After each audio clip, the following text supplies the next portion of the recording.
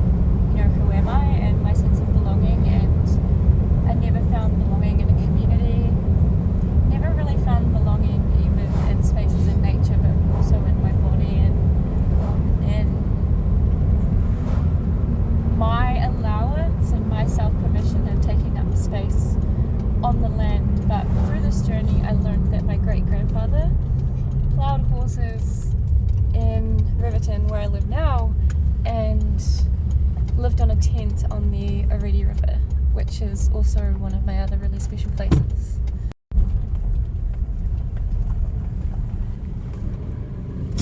Coffee and a donut? Yes! I'll get 2 donuts. Oh my god.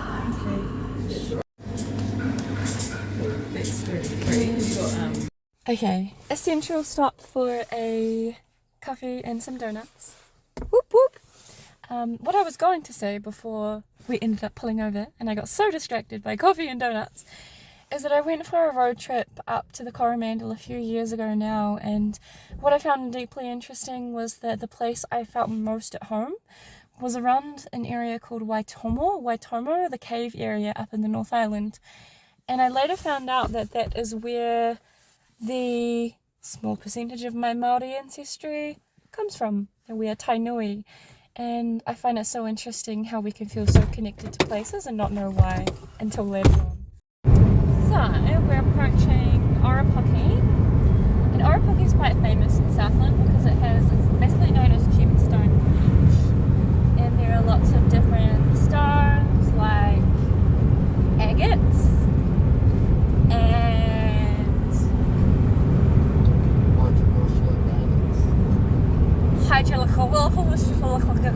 garnets. What? Hydrogroshula garnets. What else is there? Jasper. Obvious Quartz. And ultramafic rock. I learned that this year. I love her. My Japanese piece. I love her. Japanese piece. Basically, the reason why it feels so good to be in nature is because of the dense negative ion. So basically, I think it's like 2% of the human-built constructed world that is, that has these negative ions. They're mostly positive ions, and they come from things like strip lights, fluorescent lights, when basically negative ions, even though it says the word negative, they're a really positive thing. They can be created from the act of waves splitting on the shore, like kinetic energy, but it's basically, they become negatively charged, and how they interact or how they benefit the human body is they help something called the reticular endothelial system, the body's immune response to disease. So forests, oceans, places are highly densely packed with these negative ions, even down to like the particles and minerals in the sand are really good for human health. Taking a dip in the ocean every day is literally, I think, the best medicine for well-being. The other really cool thing is that in Māoridom, which is the indigenous language and culture of New Zealand, the word whenua means land, but it also means placenta, the beautiful amniotic sac that surrounds a baby inside the womb. And we hear the term Mother Earth, Great Mother, the cosmic womb, the womb of all creation, the way that all of life is birthed through the mother, through the Great Mother. And this has been a shift from seeing God as a man to seeing that life requires both masculine and feminine energy to birth any third principle through that trine of creation. It was actually Japan in 1982 that officially recognized nature therapy as a real recognized form of medicine, and this was called Shinrin Yoku. So the Japanese government formally recognized that nature therapy is a actual, real, true way of healing illness, disease, mental health, so many other impairments, and I just think that is so cool. But when I talk about Mother Earth and making art all the way through to womanhood, all these things are deeply, intricately linked. They're all essentially the same thing. Painting, the earth, womanhood, because they are. It's creation. It's all just continual birthing, and painting is one way of expressing that creation. The earth is the creation, and she is continually creating. Just as women, mothers, we're always birthing. It's all just the same coherence, just seen and expressed and explained in different ways. So you are a creation, and you are continually creating. As a woman, everything you do is art. Your life is art. Even as a man, you hold feminine energy. We have two primary poles of creation. Even the earth has an electromagnetic field. Electro is masculine, magnetic is feminine.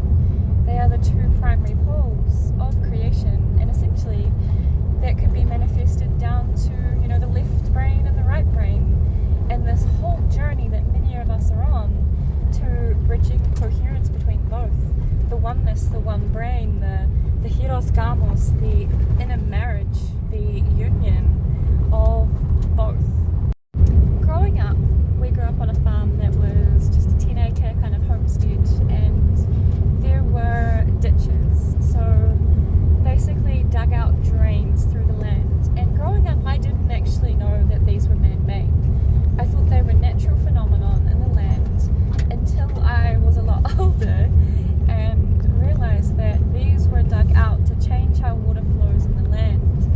And this is a real issue in the Southland because basically we're changing the drainage and the ecosystem and native species and things like that. But no one ever actually told me that they were man-made. I always just assumed that they were there. And basically this land would be a giant bog if those things weren't there. In Māori there is a concept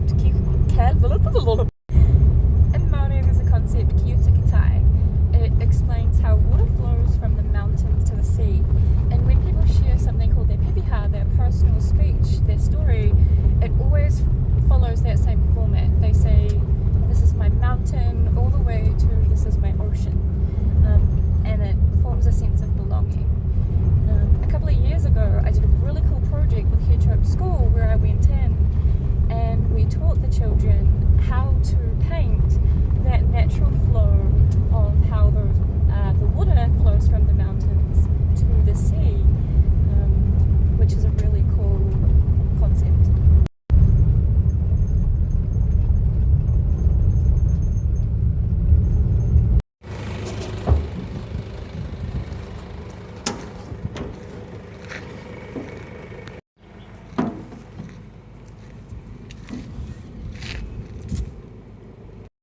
There are a lot of sandflies. Time to jump on board.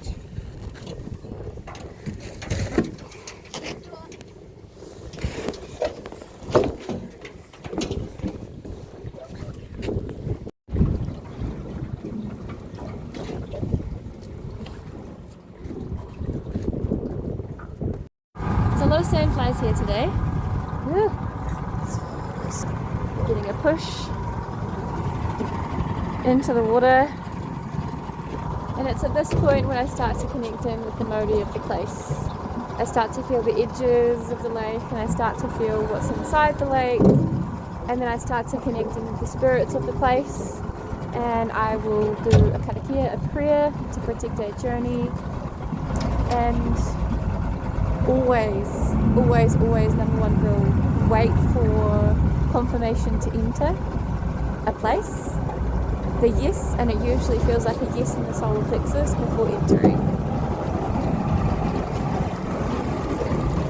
I always get a sense that the place knows that I'm here, that it knows that I've arrived, and it always knows when I'm journeying there as well.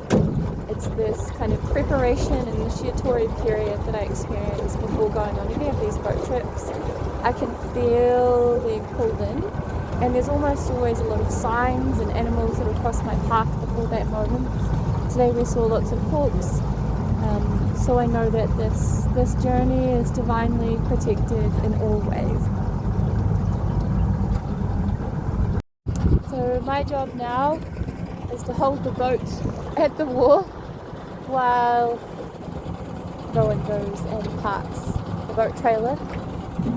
So I just sit here and chill until he comes back so he can drive us off into this beautiful place. So life jacket's on. The most important part about any boat journey is a very warm scarf to cover the mouth, and I always sit on the back of the boat, otherwise I get absolutely soaked. Woo!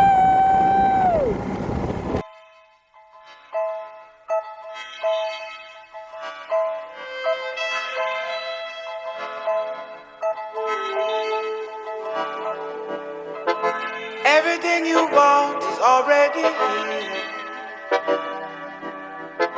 Everything you want is already. Everything you want is already here. Everything you want is already here, here, here. Here, here, here. Here, here, here. Here, here, here.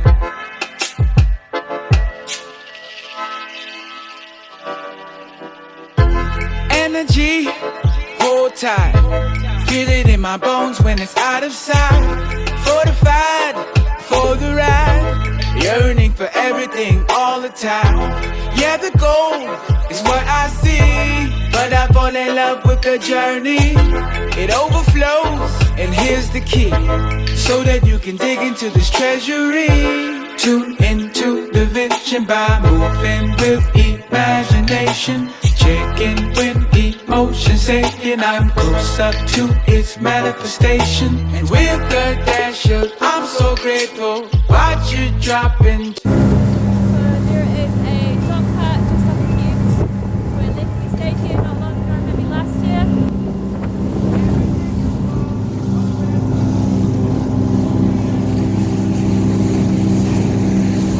Already, here, here, here. Everything you want is already here. Here, here, here. Everything you want is already here, here, here. I melt when you hold me, whisper in your ear that I am near. Your warmth brings me great relief. Toe to toe with you, may I be always, always be. And you ain't gotta work hard, baby, let go. It's already handled from the get-go. Just keep this memory central and show up, yeah, let the vibe send you. And you ain't gotta work hard, baby, let go. It's already handled from the get-go. Just keep this memory central and show up, yeah, let the vibe send you. Everything you want is already here. Here, here, here. Everything you want is already here. Here, here. Everything you want. On this really cool little beach.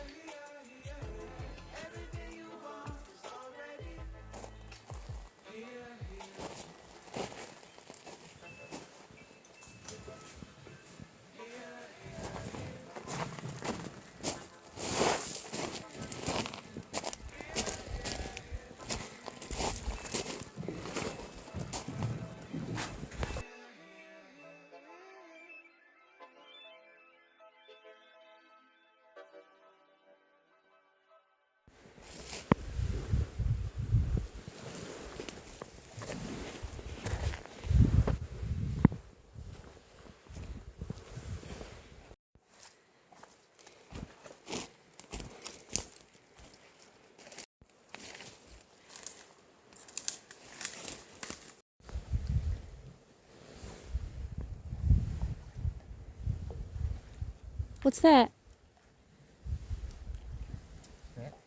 What is it? Mudden bird.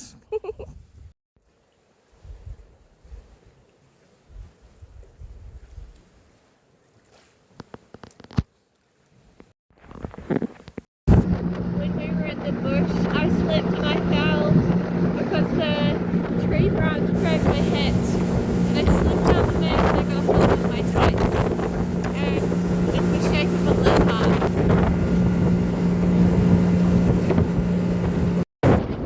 Life is not about what you have, it's not about what you show other people, it's not about how you appear or seem. Life is about who you are. It's about how you genuinely connect. Truly, genuinely, authentically with others and with the world around you. It doesn't need to be perfect. It just needs to be real.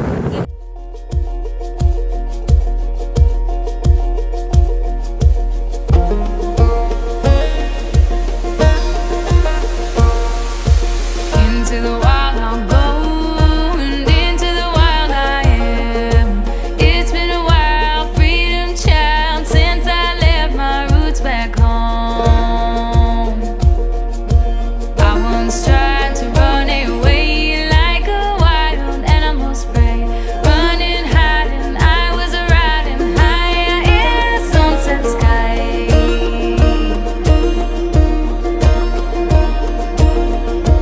Hey ah hey, hey ah hey, hey ah hey ah hey ah hey, hey ah hey, hey ah hey, hey ah hey, hey ah hey oh hey.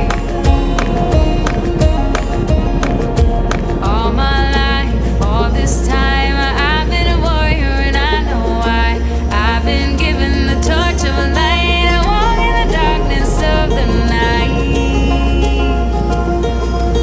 Years we fought for this freedom, and years I thought I'd When my fingers go numb.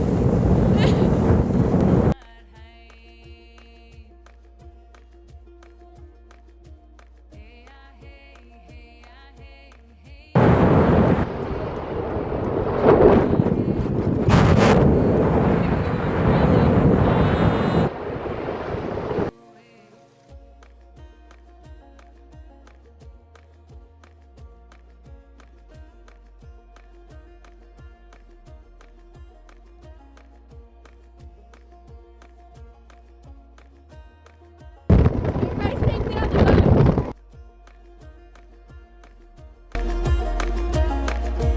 Gotta believe I'm here to make a difference without fear of being seen or heard. Like the bird who flies at night, like the lion strong.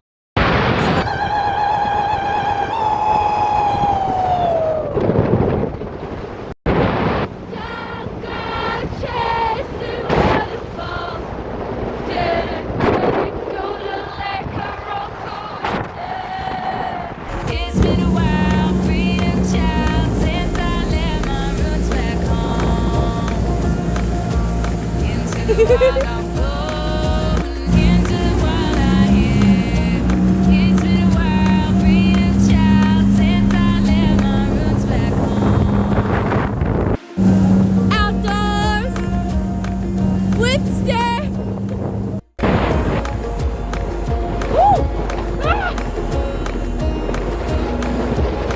Ultimate wisdom is that sometimes you just need nature, a donut, and some coffee, and everything will be okay.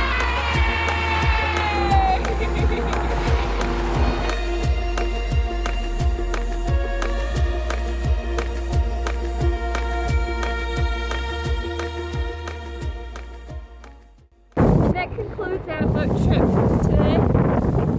I will now do my job again and hold that boat towards the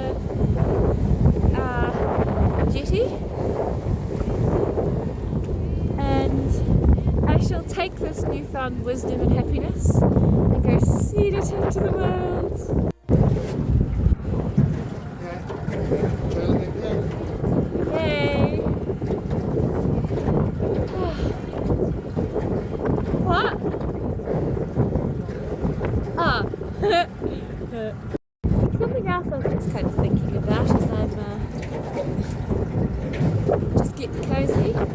is that I feel like I show myself too seriously on Facebook.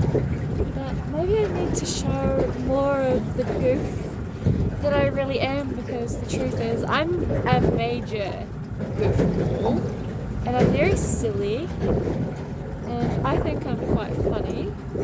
Not that other people would agree, but yeah, maybe if I do it you can do it too. We can all do it together.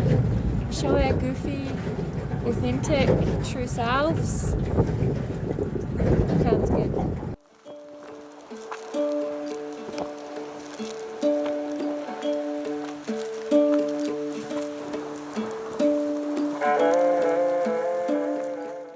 Woo! Good work, Rowan! You did it! The trailer wasn't perfect enough, so he's now moving it back. This is what happens when you date a Virgo. Woohoo! Good work!